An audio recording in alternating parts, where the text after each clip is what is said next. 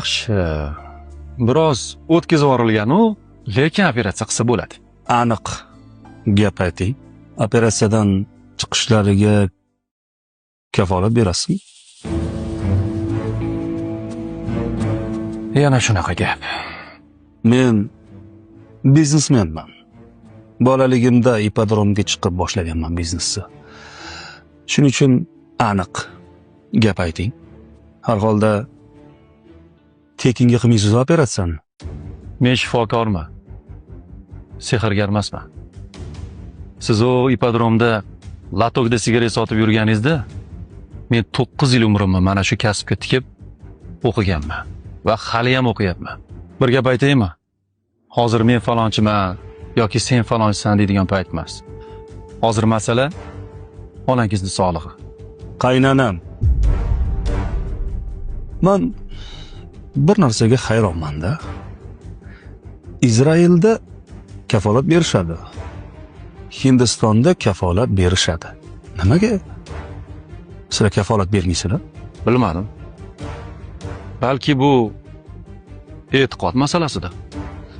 Oxirgi paytlarda sizlar qilayotgan operatsiyalardan chiqmayotganlar ko'payib ketmayaptimi?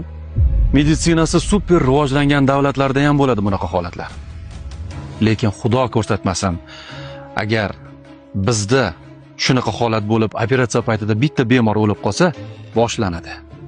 Bir nima uz degan saytlarda xususiy shifoxonada bir bemor operatsiya paytida vafot etdi degan qo'rqinchli sarlavhalar bilan postlar chiqishni boshlaydi. Blogeri ham, qiziqchisi ham, masxaravozi, lo'ttivozi ham mana shu gap chaynaydi. Bitta o'limni gapiradi. Lekin davo topib ketayotgan 100 minglab bemorlar haqida hech kim gapirmaydi. Lom-mim demaydi. Короче, men O'zbekistondagi shifokorlarga ishonmayman. Hoy, men to'g'risi bular qilgan operatsiyaga pul to'lamoqchi emasman. Ha, bo'lmaysiz. Keyingi yil bir vaqtim bo'lganda Hindistonga ham olib borib davolatib kelarman. Men roziman.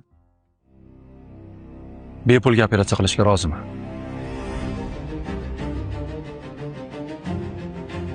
Bir yurtdoshimni chet elga borib bir dardiga davo topaman deb boshqa bir dardni yuqtirib olishini xohlamayman.